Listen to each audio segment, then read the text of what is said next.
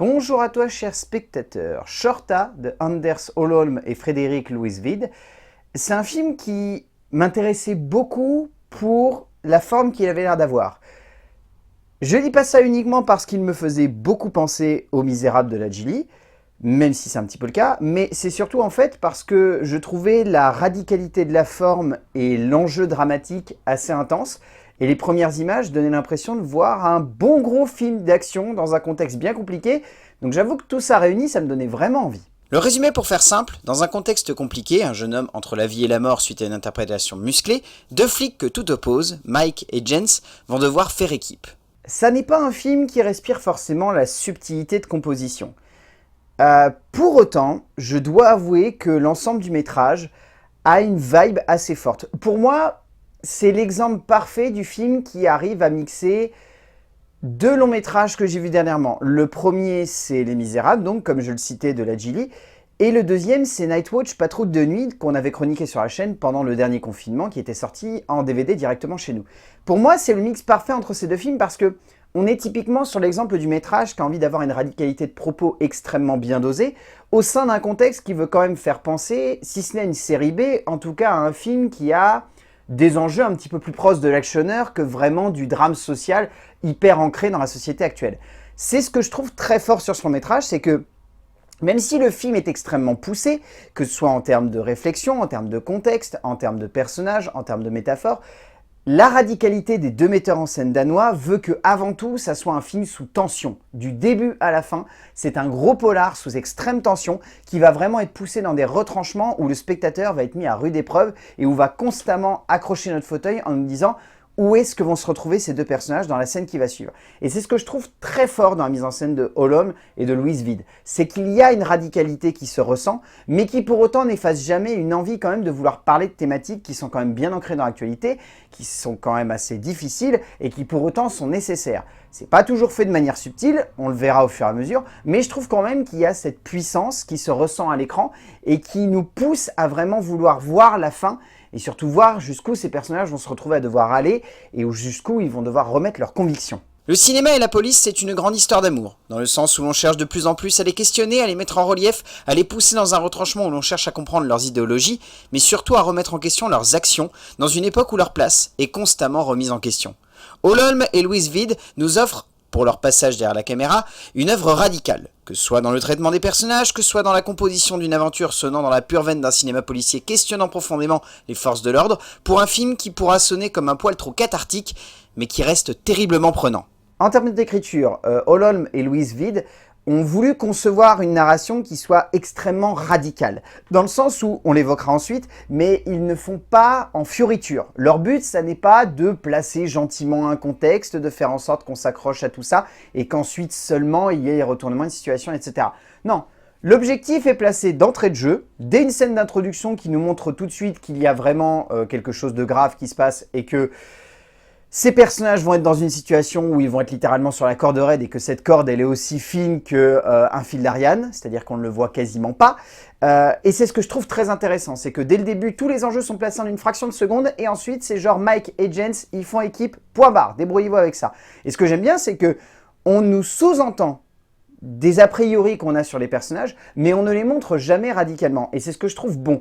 C'est-à-dire que Mike est supposé être l'espèce de flic, connard, ripou, antisémite, raciste, tout ce que vous voulez. C'est-à-dire il a tout le bagage du flic le plus cliché de l'histoire de l'humanité, mais ce qui est intéressant, c'est qu'on nous le sous-entend. Je crois qu'un des personnages au début dit simplement à Jens « bon courage ». Et c'est tout.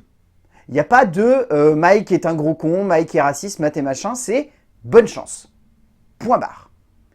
Et j'aime bien cette radicalité. Pour moi, elle inscrit le long métrage dans cette optique de vouloir faire en sorte que le spectateur découvre au fur et à mesure tout ce qui entoure les personnages. Et surtout, au-delà de ça, bien évidemment, il y a une envie de critiquer un certain contexte politique qui n'est pas que inhérent au Danemark. Je vous invite à regarder les actualités françaises, américaines ou autres. Il y a vraiment un problème avec ce contexte-là. Et je trouve que les deux auteurs danois ne font pas pour autant des flics les méchants les plus horribles du monde. Ils arrivent dans leur scénario à amener une ambiguïté. Pour autant, il n'y a jamais vraiment de protagoniste et d'antagoniste dans ce métrage. Il n'y a que des gens qui sont tout gris, qui entourent complètement ces deux héros et on se pose constamment des questions, mais alors sur tout le monde, et c'est ce que j'ai beaucoup aimé dans l'écriture. Les deux scénaristes danois nous proposent quelque chose de purement et simplement radical dans sa démarche, ne cherchant pas à trop en faire en termes de contexte ou de personnages, mais amenant radicalement et rapidement le contexte pour ensuite laisser ses héros se mettre en forme de manière juste au fur et à mesure que l'intrigue progresse.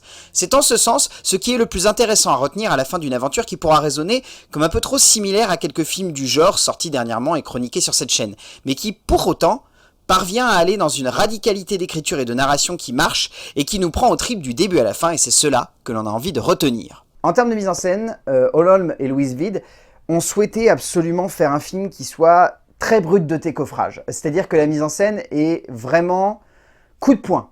C'est pour ça que je citais l'exemple des Misérables de la Gilly. Je pense que, mine de rien, il devait y avoir ce film en tête lorsqu'ils ont réalisé ce métrage. Je dis pas que c'est le film qu'ils avaient absolument en tête quand ils ont conçu la mise en scène, mais il y a cette même radicalité de mise en scène qui consiste à avoir souvent une caméra à l'épaule, à être très proche des personnages, à être sous tension constante, à amener vraiment des instants de doute, des instants de surtension où limite on est complètement, comme je disais au début, accroché à notre fauteuil et on a envie de voir jusqu'où vont aller ces personnages.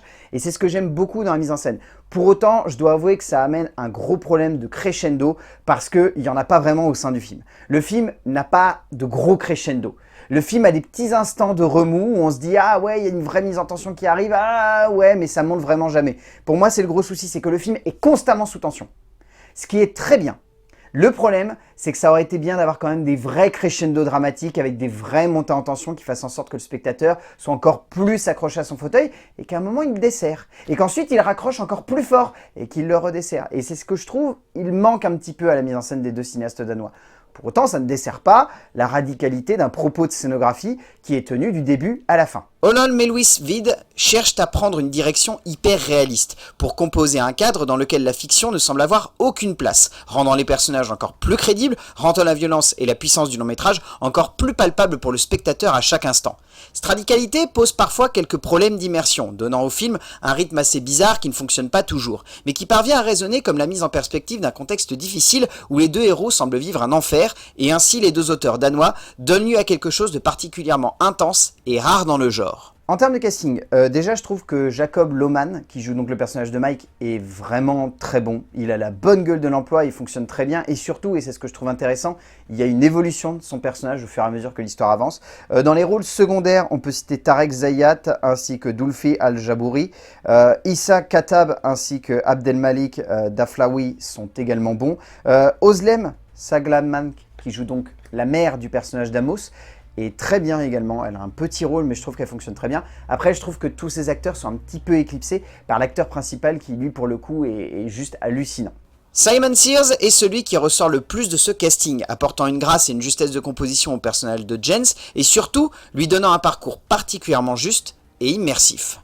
Au bout du compte, Shorta est un film qui a une radicalité de conception, qui n'est pas toujours subtile, notamment dans sa mise en scène. Je trouve que l'écriture est vraiment plutôt bien amenée et qu'elle amène de l'ambiguïté surtout au niveau des caractères des personnages qui est plutôt bien conçu et qui arrive surtout à avoir une évolution très intéressante au fur et à mesure, notamment vers la fin qui je pense va pas mal vous questionner. Je trouve que derrière la mise en scène par moments est très forte mais trop forte, du coup il n'y a pas vraiment de montée en tension et de crescendo comme je l'évoquais qui pourrait faire en sorte que le spectateur soit plus accroché à son fauteuil, mais les acteurs sont tellement impressionnants que ouais, si vous avez l'occasion de voir Shorta de Anders Holholm et de Frederick Louis Wied, allez-y, vraiment je pense que ça peut vous intéresser même si je sais que le film n'est pas hyper bien distribué mais quand même ça vaut le coup d'œil.